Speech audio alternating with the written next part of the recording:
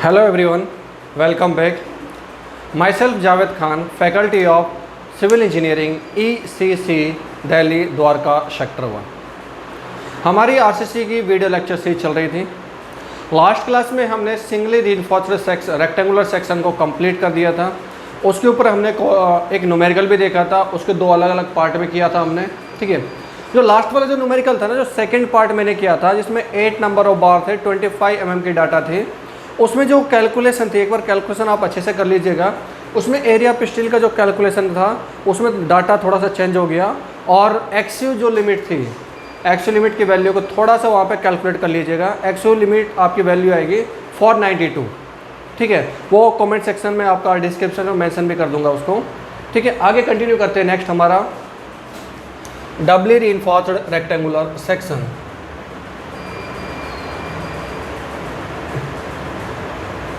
Dabali reinforced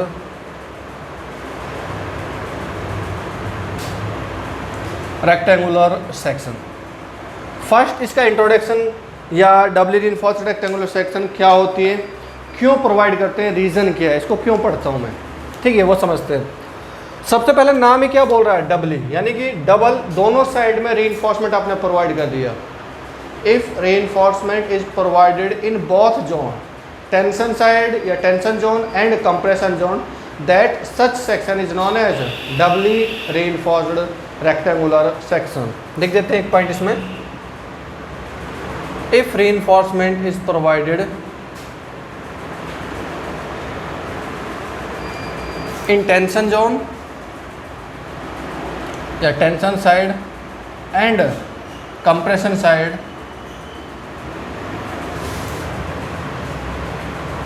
then such section is known as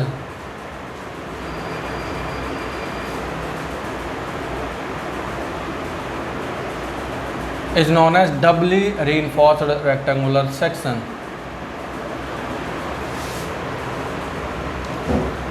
rectangular section. चलिए, ये तो बहुत बेसिक चीज़ थी, मैंने आपको बता दिया। जैसे सिंगली रीइंफोर्स्ड सेक्शन वो होता है जिसमें एक ही जोन में सिंगल साइड में आप क्या करते हो, रीइंफोर्समेंट प्रोवाइड करते हो।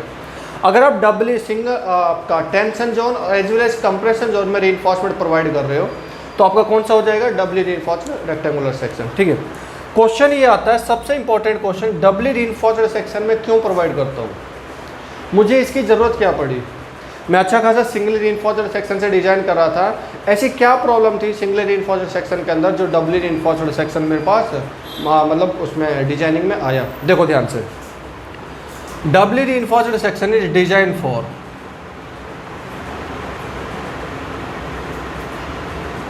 सेक्शन इज जनरली प्रोवाइड, लिख देते हो, इज जनरली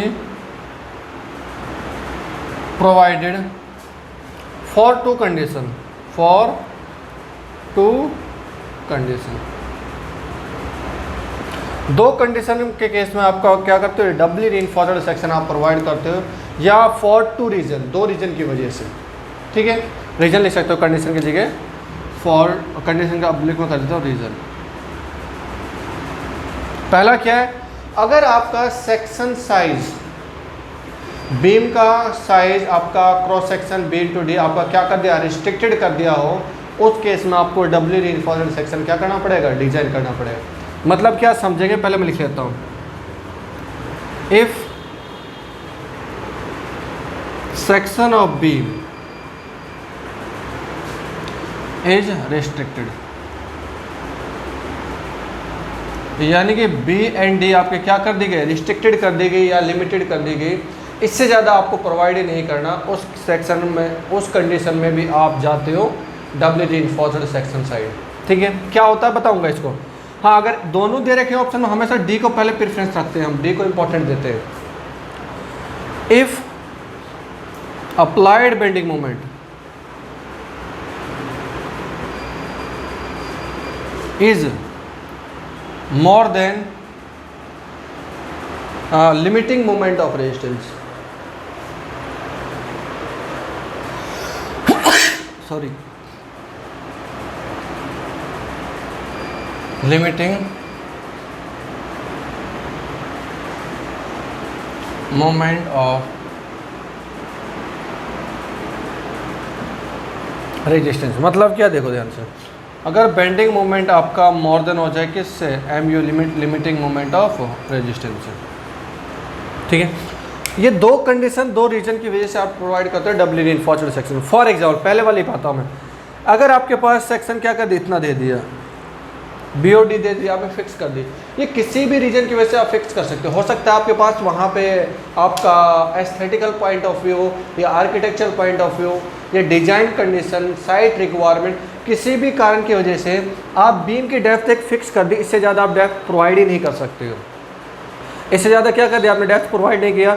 अगर बीम का ये क्रॉस सेक्शन है, डेफिनेटली उस क्रॉस सेक्शन के अकॉर्डिंग क्या करेगा, अब लोड लेगा, बट यहाँ पे लोड क्या आ रहा है, ज़्यादा आ रहा है, तो फिर क्या करना पड़ेगा आपको, स्टील बार को टेंशन के साथ साथ कहाँ प्रोवाइड करना पड़ेगा, कंप्रेशन में भी आपका रीइंफोर्समेंट प्रोवाइड करोगे, ताकि बीम की सेक्शन की आपकी स्ट्रेंथ क्या हो जाए, इनहेंस हो जाए, बढ़ जाए। इसलिए मैं प्रोवाइड करता हूँ डबली रीइंफोर्स्ड सेक्शन। पहला पॉइंट क्लियर हुआ, कोई दिक्कत। सेकंड पॉइंट, सेकंड क्या, when applied bending moment is more than limiting moment of resistance या मोमेंट ऑफ रेजिस्टेंस। अभी ऐसे मानो, देखो अगर मैं बोल रहा हूँ applied moment, applied bending moment कैसे निकालते हो, शॉम के अंदर अगर सिंपली सपोर्टेड बीम है आपके पास, तो वहाँ से बेंडिंग मोमेंट कैलकुलेट करते हो ना आप, WL² डिवाइड बाई 8 करके। कैसे निकालते हो, WL² डिवाइड बाई 8 करके, वहाँ से कुछ भी वैल्यू आ रही है आपकी XYZ। फॉर एग्जाम्पल मैं मान लिया 100 किलो न्यूटन मीटर आ गया, कितना आ गया, मान के चल रहा हूँ 100, मोमेंट है तो kilo newton meter, 100 kilo newton meter आ गया। बट जो मोमेंट की जो बीम की कैपेसिटी थी, अगर आप सिंगली रीइंफोर्स्ड सेक्शन डिजाइन कर रहे थे और उस बीम की जो कैपेसिटी थी वो सिर्फ और सिर्फ 80 किलो न्यूटन मीटर उसकी अपनी मोमेंट ऑफ रेजिस्टेंस की कैपेसिटी थी, इतने ही मूवमेंट को रोक सकती थी। यानी कि 20 किलो न्यूटन जो एक्स्ट्रा मूवमेंट आ रहा, उसकी वजह से स्ट्रक्चर क्या हो जाएगा आपका, फेल हो जाएगा। उसकी वजह से स्ट्रक्चर क्या हो जाएगा, फेल हो जाएगा। तो फेलियर से बचने के लिए एक्स्ट्रा 20 किलो न्यूटन के लिए आप रीइंफोर्समेंट को डिजाइन करते हो, और उन रीइंफोर्समेंट को टेंशन और कंप्रेशन दोनों जोन में क्या कर देता हूँ मैं, प्रोवाइड कर देता हूँ। पॉइंट समझ में आया। मोटा मोटा सिंपल वर्ड में इतना मान लीजिए, डबली रीइंफोर्समेंट सेक्शन इसलिए प्रोवाइड करता हूँ अगर ताकि मैं अपनी बीम की कैपेसिटी को क्या कर सकूँ, बढ़ा सकूँ। बीम का क्रॉस सेक्शन साइज आपका फिक्स कर दिया, और इसके ऊपर क्या आ रहा है, बेंडिंग मोमेंट मैंने निकाल रहा हूँ, ऊपर से जो मोमेंट आ रहा है, अप्लाइड लोड आ रहा है, बहुत ज़्यादा मोमेंट आ रहा है, बट मेंबर की जो कैपेसिटी थी बहुत कम थी।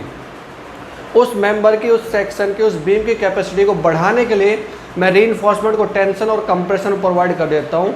इस सेक्शन को बोलता हूँ मैं डबली reinforced section.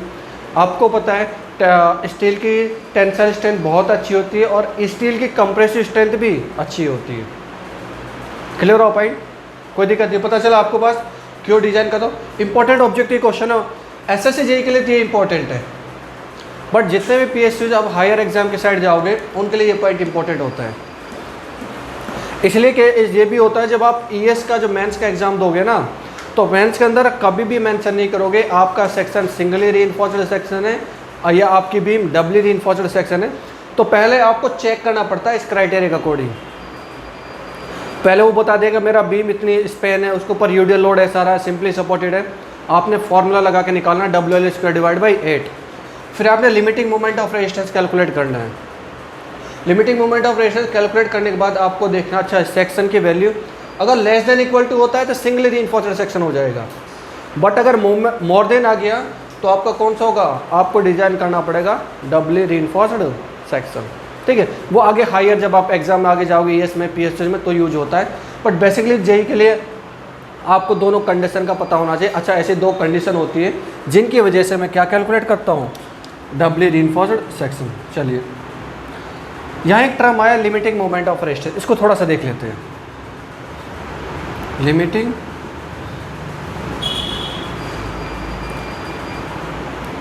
Moment of resistance, ठीक है। लिमिटिंग मोमेंट ऑफ रेजिस्टेंस क्या होता है, सिंपल चीज़ क्या है, जो मोमेंट ऑफ रेजिस्टेंस के अंदर XU की जगह क्या पुट कर दो, XU लिमिट पुट कर दो। XU की जगह क्या पुट कर दो, XU लिमिट पुट कर दो। जो मोमेंट आएगा वो आपका आएगा लिमिटिंग मोमेंट ऑफ रेजिस्टेंस। ठीक है, चलिए, ठीक है। जो XU की वैल्यू किस में आती है, कंप्रेशन वाले फॉर्मूले के अंदर आती थी। तो मैं पहले तो ये एक्स यू की फॉर्मूला लिख देता हूँ, 0.36 F C K X U into में B D minus 0.42 into X U. ठीक है, अगर आप एक्स यू की जगह पुट कर दोगे एक्स यू लिमिट, तो मोमेंट ऑफ रेजिस्टेंस आपका बन जाएगा limiting moment of resistance. Formula 0.36 F C K X U limit into में बी डी माइनस 0.42 इंटू में एक्स यू लिमिट। ठीक है, अभी यहाँ पे क्या कर रहा हूँ, देखो एक्स लिमिट आपकी अलग अलग ग्रेड पर अलग अलग होती है। एफ ई 415 के लिए अलग होगी, एफ ई 250 के लिए अलग होगी, एफ ई 500 के लिए अलग होगी।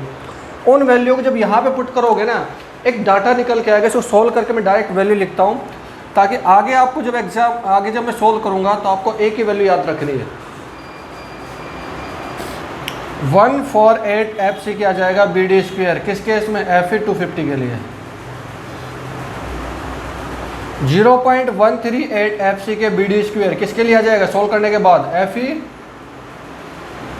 415, और 0.133 एफ सी के बी डी स्क्वेयर आ जाएगा किसके लिए, एफ ई 500 के लिए। इसके एक बार स्क्रीनशॉट ले लो, फिर आगे हम इसको सोल्व करते हैं।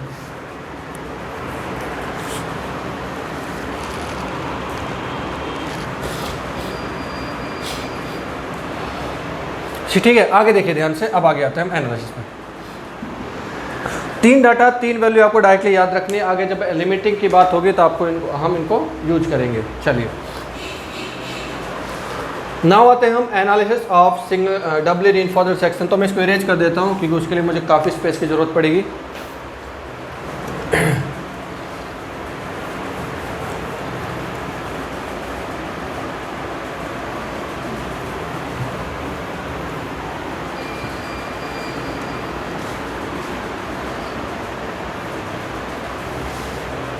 नेक्स्ट हेडिंग क्या हो जाएगी आपके पास,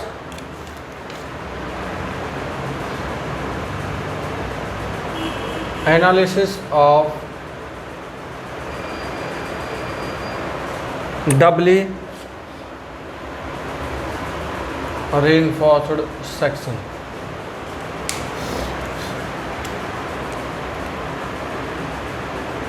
डबली रीइंफोर्स्ड सेक्शन। चलिए मेरे पास ये क्या हो गया आपके पास, ये मैंने बीम का कोई क्रॉस सेक्शन ले लिया, और यहाँ पे कुछ नंबर ऑफ बार, जिसको मैं बोल सकता हूँ कुछ भी एक्स वाई जेड हो सकते हैं, कुछ नंबर ऑफ बार को मैंने क्या कर दिया, यहाँ प्रोवाइड कर दिया। कुछ भी हो सकते हैं, इनकी वैल्यू कुछ भी एक्स वाई जेड। ये बी हो गया मेरे पास, और ये आपको पता ओवरऑल डेप्थ हो गया। इसके सेंटर से लेके यहाँ तक इफेक्टिव कवर होता है, और अगेन इसके सेंटर से लेके यहाँ तक क्या होगा, इफेक्टिव कवर हो गया। ये इफेक्टिव कवर टेंशन साइड का, ये इफेक्टिव कवर किसका, कंप्रेशन साइड का, इसको मैं डिनोट कर देता हूँ डी डे से। आप किसी से भी डिनोट कर सकते हो, कोई इशू नहीं है। ठीक है, और याद रखना ये नीटोलैक्सिस होगा। अगर आप इफेक्टिव डेप्थ निकालोगे ना, इफेक्टिव डेप्थ अभी भी टॉप फाइबर से रहेगा, इफेक्टिव डेप्थ में कोई चेंज नहीं आएगा। टॉप फाइबर से लेके टेंशन साइड का इफेक्टिव कवर तक का जो डिस्टेंस होगा वो आपका कहलाएगा क्या, इफेक्टिव डेप्थ। इतना पॉइंट क्लियर हो गया। ये आपकी हो जाती है S T, area of steel in tension. Again ये वर्ड हो जाएगा आपका A S C, area of steel in compression. ठीक है, तो ये चीज़ मैंने यहाँ पे नोट डाउन कर लिया सारा।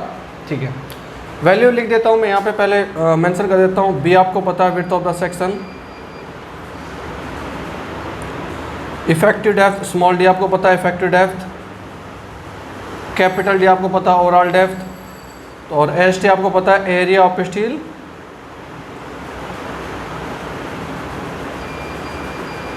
इन टेंशन, एस सी आपको पता है area of steel in compression,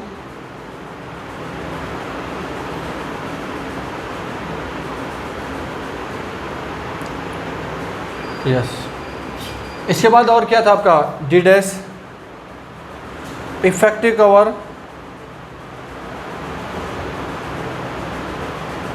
in tension और इन कंप्रेशन साइड, या कंप्रेशन खाली लिख देता हूँ। ठीक है, अब इसको एनालिसिस करने के लिए ना, मैं इसको एनालिसिस करने के लिए, सिंप्लीफाई करने के लिए इस वाले सेक्शन को दो पार्ट में डिवाइड कर देता हूँ। पहला तो एक ऐसा बना देता हूँ इस तरह से,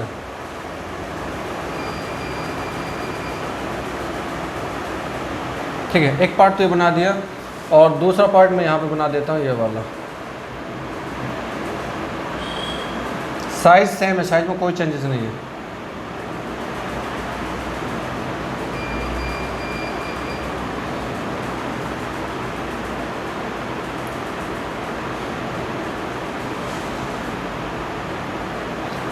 ठीक है, इस वाले इसको मैं बोलता हूँ AST1, area of steel intention 1। कुछ पार्ट ले लिया, कुछ रिमेनिंग पार्ट को मैं इस वाले फिगर में लेके चला गया ताकि मैं अपनी एनालिसिस आसानी कर लूँ। AST2 दोनों को मिला के टोटल हो जाएगा AST, और जो ये वाला था आपके पास ये रहा ASC।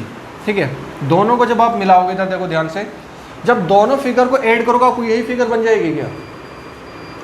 दोनों फिगर को आप ऐड करोगे तो क्या बन जाएगी? यही फिगर बन जाएगी आपकी। ठीक है, अब यहाँ मैं नंबर की टर्म में दिखा रहा, यहाँ नंबर की टर्म में नहीं दिखा रहा, कुछ भी वैल्यू हो सकती है। ठीक है, तो इसका जितना एरिया था उस एरिया को मैंने कुछ भी रेशो में कुछ भी तरीके से मैंने क्या कर दिया, डिवाइड कर दिया। ठीक है, कैसे कैसे होगा वो आगे हम कैलकुलेट भी करेंगे सारे डाटा को। ये मैंने क्यों बनाया, ये इसलिए बनाया ताकि ये वाला सेक्शन आपको, ये वाला बीम कैसे दिखाई दे रहा है, अभी हमने पढ़ा as a singly reinforced section, और सिंगली रीइंफोर्स्ड सेक्शन की मैं एनालिसिस कर चुका हूँ, दोबारा एनालिसिस करने की ज़रूरत ना पड़े, ताकि मैं सीधे फॉर्मूले को यूज कर सकूँ और मेरा टाइम क्या हो जाए, काफ़ी टाइम बच जाए। ठीक है, और ये आपका डबली रीइंफोर्स्ड सेक्शन का रिमेनिंग पोर्शन बच गया। क्लियर हो पॉइंट, कोई दिक्कत? अब मैं एनालिसिस करता हूँ, यहाँ पे देखते ध्यान से। अगर मैं इसका स्ट्रेस ब्लॉक भी बनाऊँ तो स्ट्रेस ब्लॉक और बना लेता हूँ। यहाँ पे ये न्यूट्रल एक्सिस कुछ ऐसे जा रहा है, कैसे बनता था स्ट्रेस ब्लॉक?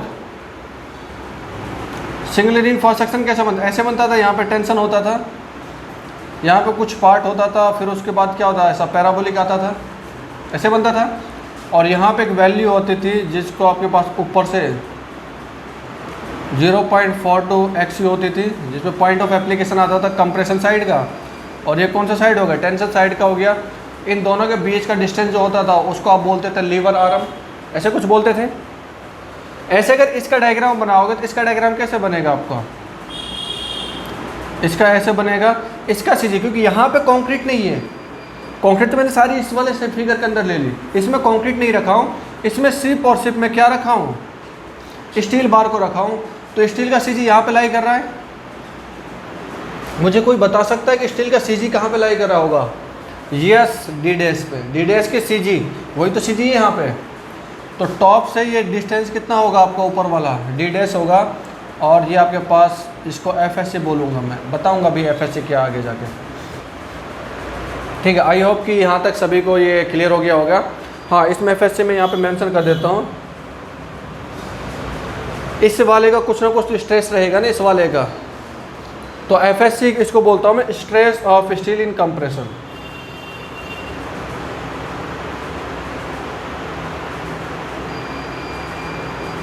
इन कंप्रेशन। ठीक है, और सारा डाटा हो गया। चलिए अब आते हैं एनालिसिस में, फिर और आपको डिटेल में बहुत अच्छे से क्लियर हो जाएगा। एनालिसिस का मतलब तीन चीज़, एक्सयू लिमिट, XU और moment of resistance.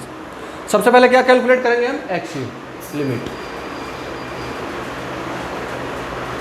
XU limit किस पे डिपेंड करती है? ओनली ग्रेड ऑफ स्टील पे। भाई ग्रेड ऑफ स्टील तो सेम ही रहेगा, FE 250 हो या FE 415 हो या FE 500 हो, सेम रहेगा। तो ये वैल्यू आपके पास कौन सी थी? 0.53D, 0.48D, 0.46D, FE 250, 415 और FE 500। क्लियर हो पॉइंट? चलिए इसके बाद आपको नेक्स्ट क्या निकालना है? XU निकालना। आप XU देखिएगा ध्यान से, XU कैसे निकालते हैं। XU के लिए मैंने बताया था आपको, total compressive force equal to total tensile force. Tensile force तो आप सीधा कर लोगे, कोई इशू नहीं है, 0.87 FI इंटू ST। ठीक है, लेकिन जब कंप्रेसिव फोर्स की बात करोगे, इस वाले फिगर की बात करोगे, यहाँ पर दो चीज़ दिखाई दे रही है आपको कंप्रेसिव फोर्स में। एक तो कंक्रीट दिखाई दे रही है, दूसरे में स्टील दिखाई दे रही है। दोनों के फोर्स को क्या करना पड़ेगा आपको? ऐड करना पड़ेगा। या तो कंप्रेसिव फोर्स को आप C1 + C2 कर दो, या तो कंप्रेसिव फोर्स हो क्या, मैं अलग अलग ही निकाल लेता हूँ पहले। टोटल कंप्रेसिव फोर्स सी, या तो C1 प्लस C2 कर दो, या आप ऐसे लिखते हो compressive force of concrete plus में CS, compressive force of steel, दिखाई दे रहा होगा, compressive force of concrete plus में compressive force of steel. C कैसे निकालते हो, इधर लिख दो CC आप कैसे निकालते हो, कैसे निकाला था आपने, ऑब्वियसली बात है CC कंक्रीट का था, और कंक्रीट का मैं कैसा था, पहली वाली फिगर का था, कंक्रीट का as a singly reinforced section, वो मैं कैलकुलेट कर चुका हूँ 0.36 FCK x इंटू में B। कोई मुझे बता सकता है कि CS का फोर्स कैसे निकालोगे, स्टील का फोर्स कैसे निकालोगे? फोर्स का फॉर्मूला कितना होता है, स्ट्रेस इंटू एरिया। भाई हमने क्या बोला, हमारा तो बेसिक चीज़ रहेगी ना, sigma equal to P divide by A। यहाँ से जब P निकालोगे तो P कितना हो जाएगा, स्ट्रेस इंटू एरिया, सॉरी, यहाँ से sigma equal to P divide by A। Clear हो पॉइंट? चलिए नाउ इधर देखिए ध्यान से, अब कैसे निकालता हूँ मैं स्ट्रेस इंटू एरिया। अब यहाँ पर जो स्ट्रेस है ना, स्टील का जो स्ट्रेस होगा ये वाला, इस स्ट्रेस को नाम दिया गया किससे, FSG, stress of steel in compression. इसका stress of steel in compression multiply, अब यहाँ पे मुझे बता सकते हो कितना होगा, AC, area of steel in compression, area of steel in compression. ये तो कंप्रेसिव फोर्स निकल गया, ठीक है। मैंने क्या लिया, कंक्रीट का लिया और स्टील का ले लिया, दोनों को ऐड कर दिया यहाँ पे। बट एक चीज़ और देखो ध्यान से, जब मैं इस वाले फिगर से देख रहा हूँ, इस वाले फिगर की, मान के चलो यहाँ पे कंक्रीट है, पहले मैंने पूरी कंक्रीट कंसीडर कर ली, फिर मैंने पूरी स्टील कंसीडर कर ली। लेकिन जब मैं स्टील को कंक्रीट के अंदर ऐसे प्रोवाइड करूँगा तो वहाँ से कुछ कंक्रीट तो बाहर निकलेगी ना, कुछ ना कुछ कंक्रीट तो क्या होगी आपकी, बाहर निकलेगी। और उस कंक्रीट का फोर्स भी तो आपको क्या करना पड़ेगा, रिड्यूस करना पड़ेगा, माइनस करना पड़ेगा। और वो कितना फोर्स होगा, वो कंक्रीट का फोर्स की बात हो रही है। तो फोर्स का formula stress into area, concrete का स्ट्रेस कितना हो जाएगा 0.45 FCK। और वो कंक्रीट का कितना एरिया बाहर जाएगा बता सकते हो, जितना एरिया स्टील का अंदर जाएगा उतना ही कंक्रीट का एरिया क्या होगा, बाहर होगा। यानी कि AC हो जाएगा क्या, AC। इसको मैं सिंप्लीफाई कर देता हूँ, 0.36 FCK x इंटू में B प्लस में SC इधर से कॉमन आ जाएगा तो आपके पास बचेगा FSC minus 0.45 FCK into SC। ये टोटल कंप्रेसिव फोर्स आपका निकल गया। अब आपको निकालना है total tensile force.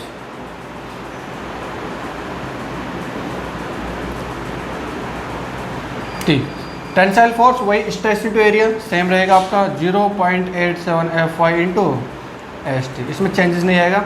Now x calculate करने के लिए C को तो T करते हो, कंप्रेसिव फोर्स आपका 0.36 FCK x इंटू में B प्लस में FSC minus 0.45 FCK into SC equal to यहाँ पर लिख देता हूँ मैं 0.87 FY इंटू ST।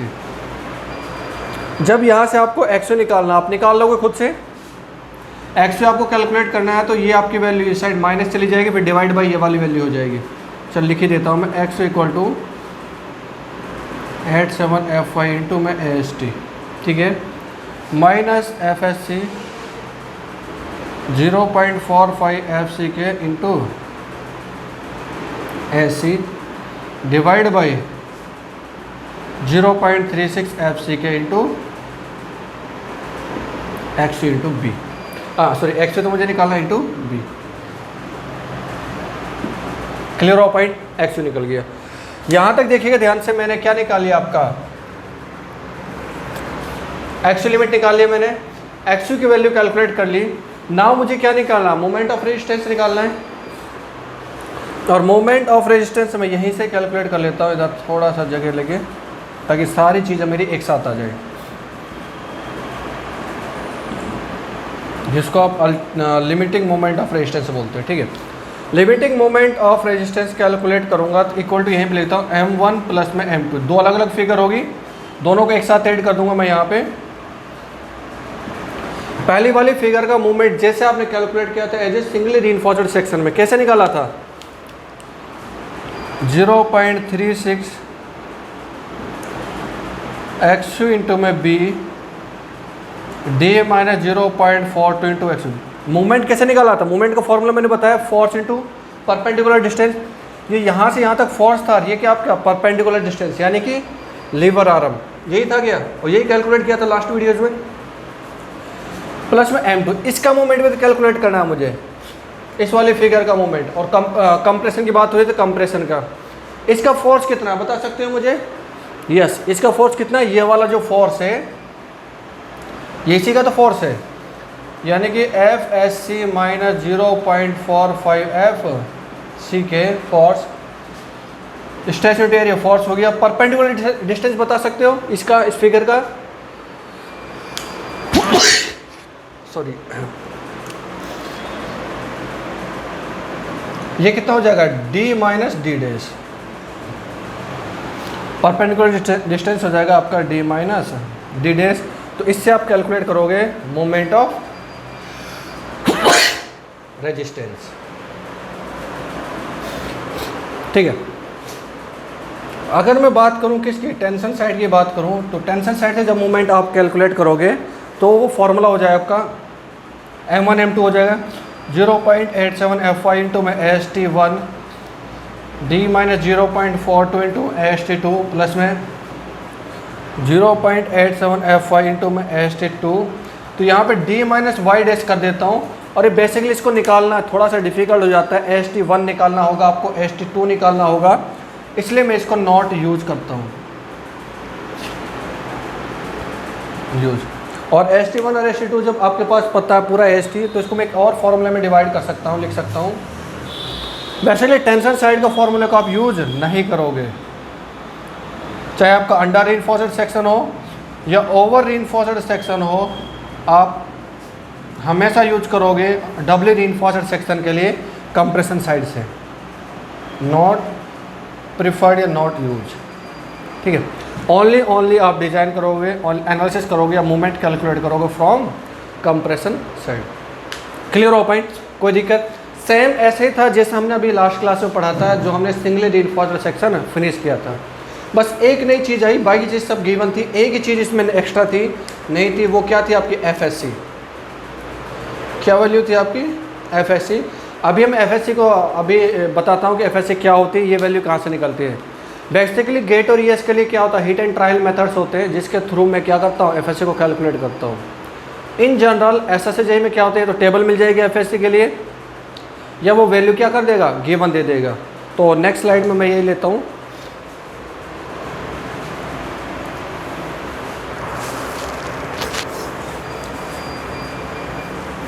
चलिए नेक्स्ट आपका FSC। दिल्ली में इधर बरसात बहुत हो रही है और उससे ना कोल्ड हो गया थोड़ा सा। चलिए इधर देखिए ध्यान से, अब टॉपिक पे आते हैं, इरेज कर देता हूँ पूरा ही।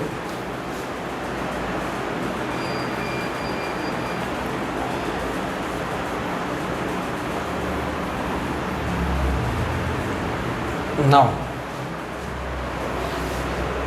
FSC क्या है आपका फुल फॉर्म? उसकी यहाँ पे हेडिंग बना के ऐसे लिखता हूँ, the value of FSC। Basically in general case में FSC की वैल्यू आपको गिवन मिलती है, टेबल मिलेगा, टेबल के थ्रू वैल्यू होती है। जो टेबल दी थी आपकी SP16 है, D dash divide by D, और आपके पास यहाँ पे FE 250 grade, 415 grade, FE 500 grade. Value 0 point, अगर ये आपके पास आ गया 0.05, 0.15, 0.2,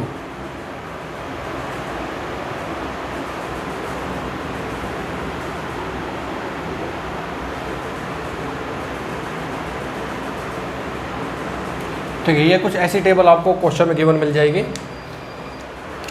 FE 250, यहाँ पे एक और टेबल मिल गया वो, ठीक है। 250 वैल्यू हो जाएगा आपका 217.5, 217.5, 217.5, 217.5, यानी कि IS कोड इसका मान के चलता है जो आपकी FE 250 की वैल्यू होगी वो 0.87 FI डायरेक्टली आप ले लोगे। 0.87F5 250 की जगह F5 की जगह 250 पुट करोगे, वैल्यू आपके पास आएगी 217.5 हर के लिए। लेकिन जब बात आती है आपके FE415, ये रेशो के ऊपर डिपेंड करती है, जो D dash divide by D ratio होता है। पहले वाली कंडीशन के लिए वैल्यू हो जाएगी आपकी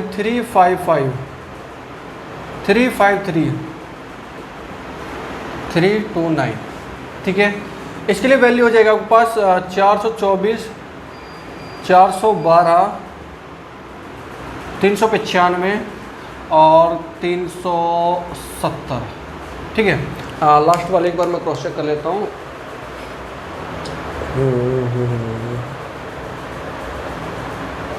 हाँ 370, 320, ठीक है। तो ये वैल्यू आगे आपके पास होगी। एक तो ये चीज़ आपको, अब यहाँ से आप डी डैश तो आपको पता है ना क्या था, जो कंप्रेशन साइड में जो इफेक्टिव कवर था उसकी वैल्यू डिवाइड बाई और जो आपका इफेक्टिव डेप्थ था, वहाँ से इनके बीच में देख लेना वैल्यू लाई करेगी और यहाँ से अपनी वैल्यू को फाइंड कर लेना, आपको निकाल लेना है। एक और ऑब्जेक्टिव के अंदर पूछा जाता है यहाँ पे कि strain of steel in compression,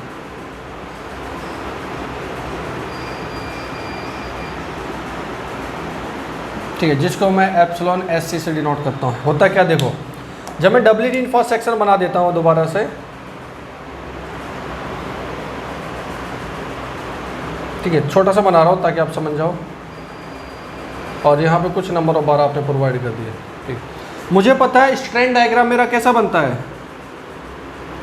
linear बनता है, इतना तो मेरे को पता है। स्ट्रेन डायग्राम कैसे बनता है, लीनियर बनता है। Assumption number first, plane section remains plane before and after bending. तो अल्टीमेट स्ट्रेन जो यहाँ पे कंक्रीट का जो मैक्सिमम स्ट्रेन कितना होगा 0.0035, और आपको पता है कि यहाँ पे कंप्रेशन में आपने स्टील पे प्रोवाइड कर दे गया, और इस स्टील का कुछ ना कुछ तो स्ट्रेन आएगा ना, स्टील का कुछ ना कुछ तो स्ट्रेन आएगा ना। उस स्ट्रेन का नाम दे दिया आपने एप्सिलॉन SC, और ये आपके पास क्या हो गया O, again AB, similar triangle बना देता हूँ इसको MN। ये डिस्टेंस कितना आपको ये पता, आपको कितना है XU, ठीक है। तो ये वैल्यू, और M की डिस्टेंस भी आपको पता है कितना D डैश, भाई यहाँ पे क्या होता है D डैश ही तो होता है ना ऊपर वाला। अब मुझे एप्सिलॉन SC की वैल्यू कैलकुलेट करनी है, मैं direct from similar triangle property लगा रहा हूँ, इधर लिख देता हूँ फ्रॉम सिमिलर ट्रायंगल, ठीक है। जब सिमिलर ट्रायंगल अप्लाई करूँगा तो मैं यहाँ पे एक बार लिख ही देता हूँ आपको MN, आप चाहो तो डायरेक्ट सॉल्व कर सकते हो। MN divide by AB equal to OM divide by OA। MN आपको एप्सिलॉन SC है तो आपको निकालना है, डिवाइड बाई AB कितना है 0.0035 इक्वल टू OM कितना है, ये OM की वैल्यू बता सकते हो मुझे यहाँ से यहाँ तक, XU में से माइनस कर दो D डैश डिवाइड बाई किधर गया OA कितना आपका XU। इसको फर्दर जब आप सोल्व करोगे तो आपके पास क्या निकलेगा, epsilon SC divide by 0.0035 equal to 1 minus D dash divide by XU लिख सकता हूँ क्या, XU इधर आएगा, कैंसिल आउट हो जाएगा, 1 बचेगा, लिख देता हूँ डिटेल में, लो ऐसे भी तो लिख सकता हूँ ना इसको मैं, और ये क्या हो गया आपका 1 हो गया, ठीक है। तो यहाँ पे एप्सिलॉन SC की जो वैल्यू बन रही है आपका, इंपॉर्टेंट है ये, बहुत बार आपका SSC JEE objective previous year में मिल जाएगा आपको, 1 minus D dash divide by XU। तो इतना स्ट्रेन आपका at the time of failure steel पे आएगा।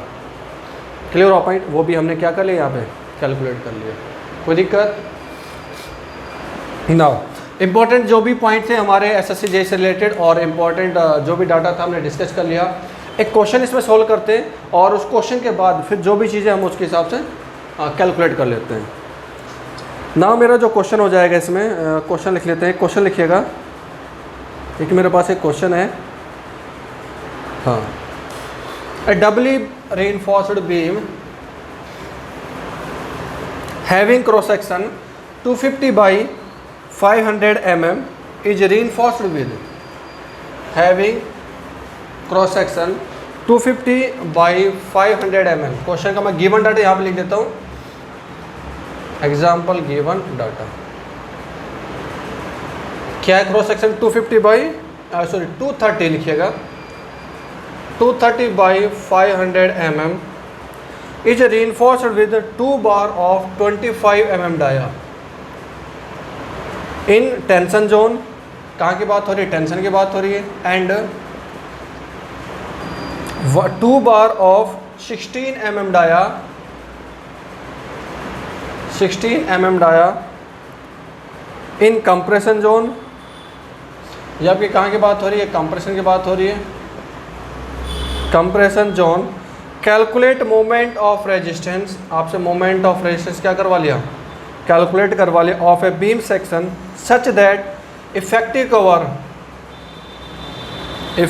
Cover 40 mm along both side, यानी कि टेंशन और कंप्रेशन दोनों का इफेक्टिव कवर 40 mm दे दिया। और use M20 and FE 415 grade. और साथ में आपको टेबल दे दी किसकी? D dash divide by D ratio, ताकि आप FSC कैलकुलेट कर सको। यहाँ पे 0.05, 0.1, 0.15 और 0.2 ये टेबल दे दी। FE ग्रेड कितना था? 415। 415 के लिए कितना होता था? 355, 353, 3 4 2 और 329, ठीक है। 4239 ये आपको टेबल गिवन दे दिए। नाउ अब मुझे क्वेश्चन क्या करना है? सॉल्व करना है। क्वेश्चन क्या करना है? सॉल्व करना है। पूरा गिवन डाटा दे दिया मुझे। निकालना क्या है? Moment of resistance. और मोमेंट ऑफ रेजिस्टेंस जब आपको निकालना है तो ऑब्वियसली बात है, मैंने आपको बताया था कि मोमेंट ऑफ रेजिस्टेंस कैसे कैलकुलेट करते हो। 3 स्टेप रहेंगे आपके। पहले स्टेप में क्या होगा आपका? Axial limit, axial moment of resistance, 3 step. First पहला स्टेप आ जाओ आप एक्सियल लिमिट के लिए। अलग अलग ग्रेड ऑफ स्टील के लिए सॉरी अलग अलग ग्रेड ऑफ स्टील के लिए अलग अलग वैल्यू थी एक्सियल लिमिट, ठीक है। तो वैल्यू कितनी थी आपके पास? कौन सी ग्रेड है? FE 415, 0.48 इंटू में डी,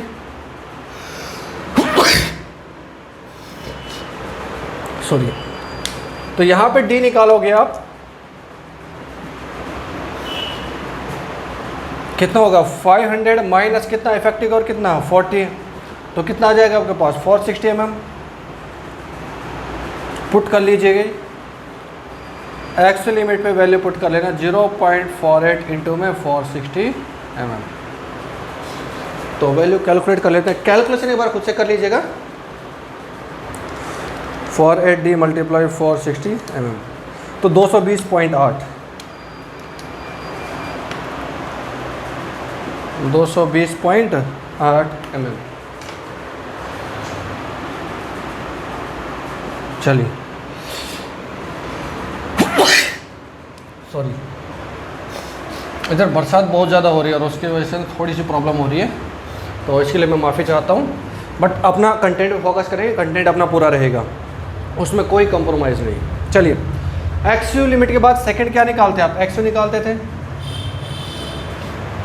और एक्सयू कैसे निकाल? Total compressive force equal total tensile force.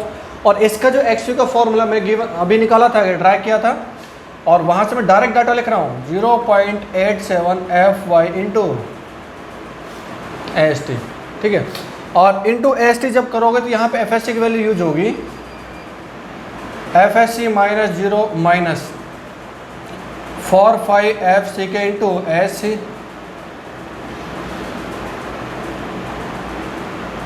Divide by 0.36 FCK XC into B, ठीक है। एक्स तो आपको निकालना था ये वाली। बट कहने का मतलब ये था मेरे पास कि मुझे FSC की रिक्वायरमेंट है क्या, तो क्यों ना XU से पहले मैं FSC कैलकुलेट कर लूँ, क्यों ना XU से पहले मैं FSC कैलकुलेट कर लूँ। तो मैं यहाँ पे क्या कैलकुलेट करता हूँ? FSC कैलकुलेट करता हूँ। FSC में क्या करता हूँ? फाइंड आउट करता हूँ। FSC मेरे पास कैसे निकल के आती है? FSC निकल के आती है आपकी इस वाली टेबल से निकालूंगा। सबसे पहले D dash divide by D ratio निकालता हूँ। डी डैश कितना है? 40 दे रखा है क्या? डिवाइड बाई कितना आपका? 460। जब इसको आप कैलकुलेट करोगे, कैलकुलेट करने के बाद जो वैल्यू आएगी आपकी 0.086 ये वैल्यू आ गई। अच्छा 0.086 कहीं इन दोनों के बीच में, हाँ इन दोनों के बीच में लाई करेगी, ठीक है। तो मैं FSC जब कैलकुलेट करूँगा तो एक टेबल, यही टेबल को मैं यहाँ पे शॉर्ट में बना लेता हूँ और बहुत अच्छे आसान तरीके से मैं वैल्यू बता दूँगा आपको कैसे कैलकुलेट करने हैं।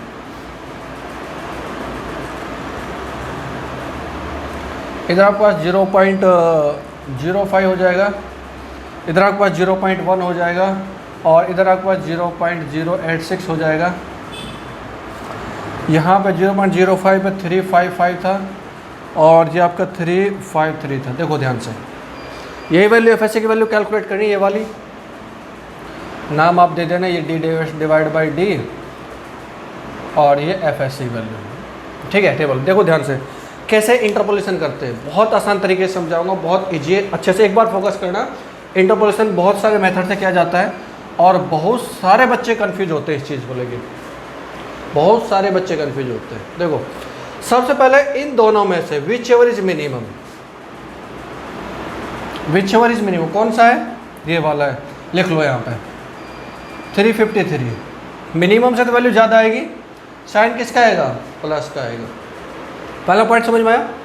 अब इन दोनों का डिफरेंस डिवाइड बाई इन दोनों का डिफरेंस, इस वाली वैल्यू को मुझे कोई मतलब नहीं है अभी।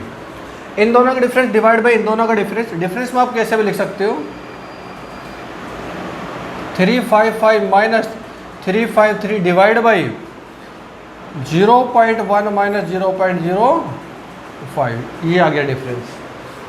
इसके बाद आपको साथ में मल्टीप्लाई करो। अब इसका डिफरेंस लेना है आपको।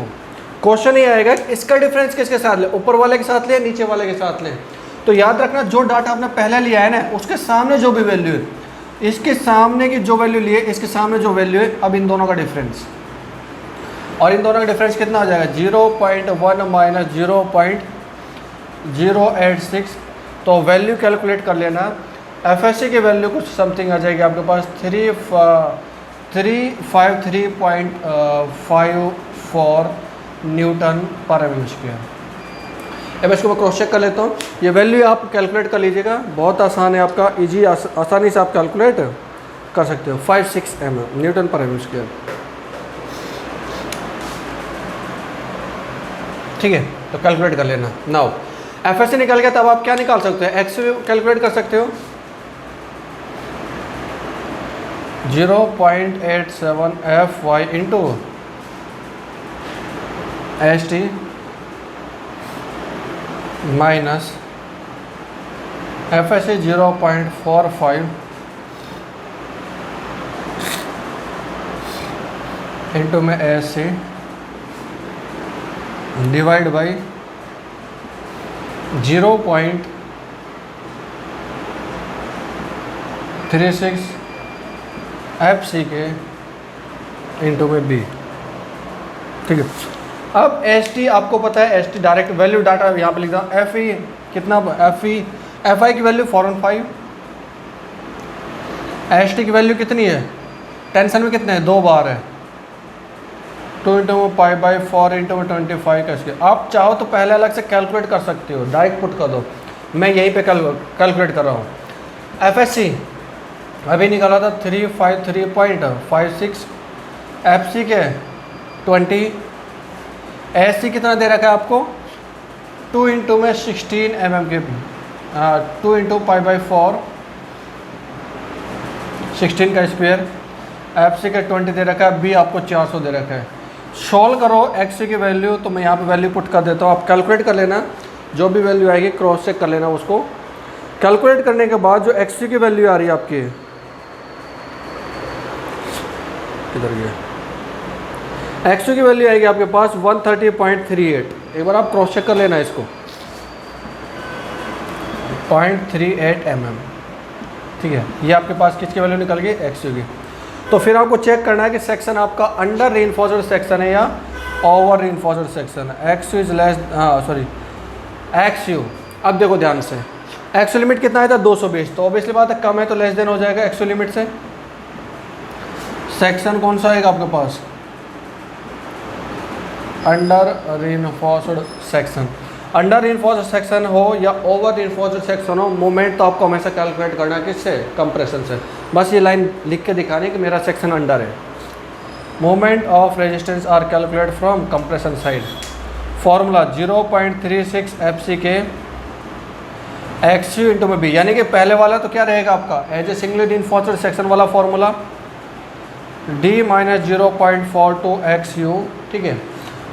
प्लस में सेकेंड वाली फिगर का जो फॉर्मूला था फोर्स हो जाएगा FSC माइनस 0.45 FC के, ये स्ट्रेस हो गया, स्ट्रेस को मल्टीप्लाई एरिया से कर दो, फोर्स हो गया, और perpendicular distance this one.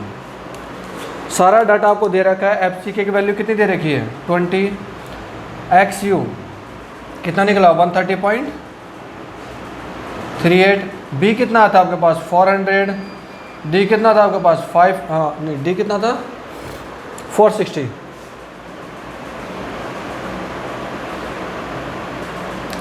XU कितना है 130.38, FSC कितना था अभी कैलकुलेट किया है 353.56, और FCK कितना है आपका 20, कितना आपके पास 20, SC कितना था 2 bar of 16 mm square, effective depth कितना आपके पास 460, डी डैश कितना था आपके पास 40 था 50 था 40। इसको जब कैलकुलेट करोगे तो यहाँ से जो लिमिटिंग मोमेंट ऑफ रेजिस्टेंस आपका कैलकुलेट हो जाएगा। उस डाटा को कैलकुलेट करने के बाद जो वैल्यू आएगी अप्रोक्सीमेट आपके, वो वैल्यू आ जाएगी आपकी 145.68 मीटर, 145.68 किलो न्यूटन मीटर, ठीक है। एक बार इसको क्रॉस चेक कर लेते हैं, कैलकुलेट भी कर लेते हैं, ठीक है। सबसे पहले ऐसे में कैलकुलेट कर लेता हूँ, क्योंकि इसकी मुझे तब भी ज़रूरत पड़ेगी। तो नीचे आप और आपके पास π/16 का स्क्वायर डिवाइड बाई 2 ऐसे निकल जाएगा। तो आपके पास, और 460 में से अगर 40 गया तो आपके पास कितना बचेगा 420। उसके बाद आपके पास आप कैलकुलेट कर लीजिएगा सारे डाटा को, ये वाला आपको निकालना होगा, मल्टीप्लाई FSC कितना है आपका 353.56, और माइनस करोगे आपके पास 0.45 इंटू में 20, तो यहाँ से जो वैल्यू इतनी आ गई आपको फिर प्लस कर दो उस वैल्यू को, और ये पूरी वैल्यू को लेके आ जाओ एक साथ। D कितना आपके पास 460 माइनस D ब्रैकेट क्लोज कर देता हूँ, 460 कितना था माइनस था ना, माइनस 0.42 इंटू में XU कितना आपके पास 130.38 ब्रैकेट क्लोज मल्टीप्लाई, आपके पास वैल्यू आ जाएगी 400 मल्टीप्लाई 400 मल्टीप्लाई 130.38 मल्टीप्लाई 20 मल्टीप्लाई 3.36, नहीं इसमें कहीं एरर आ रहा है। चलिए एक बार दोबारा इसको सोल्व कर लेते हैं। अप्रोक्सीमेट एक बार कैलकुलेट करना है, कैलकुलेट करने के बाद यही वैल्यू आएगी आपके पास, इसको कैलकुलेट कर लीजिएगा और डाटा आपको यही मिल जाएगा, ठीक है। ये मेरा एक क्वेश्चन कंप्लीट हो गया। इसके बाद सेकंड क्वेश्चन, मैं एक क्वेश्चन आपको बोल देता हूँ, क्वेश्चन कर लीजिएगा आप। दूसरा क्वेश्चन मैं दे देता हूँ आपको। A beam is 500 mm by 1500 mm in cross section with reinforcement 21 bar of 25 mm dia in 3 layer along tension side and 4 bar of 25 mm dia and 1 bar of 20 mm dia in compression zone. The clear cover in tension side is 37.5 mm and clear distance between bar is 25 mm. Effective cover in compression side is 50 mm calculate moment of resistance of a beam section such that FSc की value इसके अंदर given दे दिया, यानी कि value दे दिया formula जी FSC equal to 0.8322 FY। देखो इस क्वेश्चन को एक बार आप कैलकुलेट कर लेना, कैलकुलेट करने के बाद ये वैल्यू आएगी। अगर मैं कैलकुलेट करूँगा टाइम लग जाएगा, क्योंकि आपका फालतू में टाइम क्या होगा, ज़्यादा वेस्ट हो जाएगा। ठीक है, तो आप इसको एक बार कैलकुलेट कर लेना। मैं नेक्स्ट क्वेश्चन को थोड़ा सा यहाँ पे दिखा देता हूँ आपको कैसे उसको अप्लाई करना है। SSC का क्वेश्चन था, 30 नंबर का क्वेश्चन था। क्वेश्चन में जो आपको डायमेंशन दे रखी थी, कितनी डायमेंशन थी आपकी, सेक्शन कितना था, 500 बाई 1500 mm।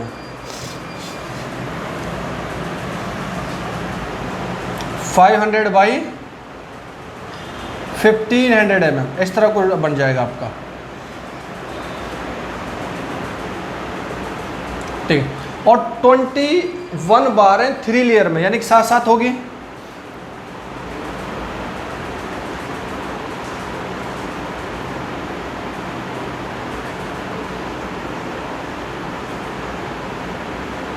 ठीक है, 3 लेयर होगी। और इसके अलावा और रीइंफोर्समेंट क्या दे रखी है, और इन बार का साइज कितना दे रखा है आपको 25 mm दे रखा है 3 लेयर में। और आपके इसके बाद दे रखा है 4 बार और 25 mm और बार ऑफ 20 mm।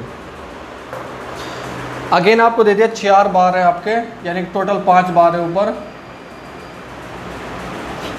इनका साइज इन सब का साइज कितना दे दिया 25 mm, इधर मैं कुछ ही लिख रहा हूँ 25 mm। बाइक इनका साइज भी 25 mm, एक का साइज कितना था 20 mm। इसके अलावा और क्या दे दिया आपको, क्वेश्चन में मेन जो चीज़ होती है ना न्यूट्रल एक्सिस, बस आपको इफेक्टिव डेप्थ निकालना है। एग्जामिनर इफेक्टिव डेप्थ देखेगा और आपका मार्क्स दे देगा। जिसने इफेक्टिव डेप्थ सही निकाला उसका पूरा क्वेश्चन क्या होगा, सही होगा। इस क्वेश्चन में क्लियर कवर दे रखा 37.5, क्लियर डिस्टेंस बिटवीन बार 25। ठीक है, और बार का डायमीटर भी कितना आपका 25, इस तरह से हो गया।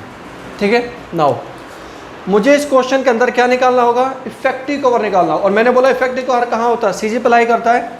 इन तीनों का सीजी कहाँ, यहाँ आपको कहीं आएगा। तो जब मैं इसको यहाँ से यहाँ तक कैलकुलेट करूँगा ना, जब सबको प्लस करोगे आप 37.5 प्लस में 25 प्लस में 25 प्लस में 25 डिवाइड बाई 2, वैल्यू आएगी आपकी 100। जब ये वैल्यू 100 होगी तो इफेक्टिव डेप्थ आप जो निकालोगे वो कितना हो जाएगा आपको पास 1400। बस इतनी क्वेश्चन में वेरिएशन था, इसके अलावा एग्जैक्ट डाटा था आपका। सारा कुछ क्या होगा आप कैलकुलेट इजीली कर लोगे। और कंप्रेशन साइड का डाटा दे रखा था 50 mm कवर mm। बाई का क्वेश्चन आप कर लोगे। इफेक्टिव डेप्थ आपने निकाल ली कितनी है 1400 mm। इसके अलावा आपको सेम प्रोसेस यूज करना है जैसे मैंने ये क्वेश्चन सोल्व किया। एफएससी की वैल्यू इस क्वेश्चन में टेबल की बजाय इसने क्या कर दिया, गिवन दे दिया 0.8322 FY। FY पुट करो, सीधा आपको एफएससी की वैल्यू गिवन हो जाएगी। SSC JEE 30 मार्क्स का क्वेश्चन था। एक बार पुट कीजिएगा, क्वेश्चन नहीं अगर सोल्व नहीं हो आपके पास तो आप कमेंट सेक्शन में कमेंट करिएगा, फिर हम इसको स्टार्ट करेंगे। तो आज की वीडियो को, इस क्लास की वीडियो को यहीं पर रखते हैं। Thank you so much. Sir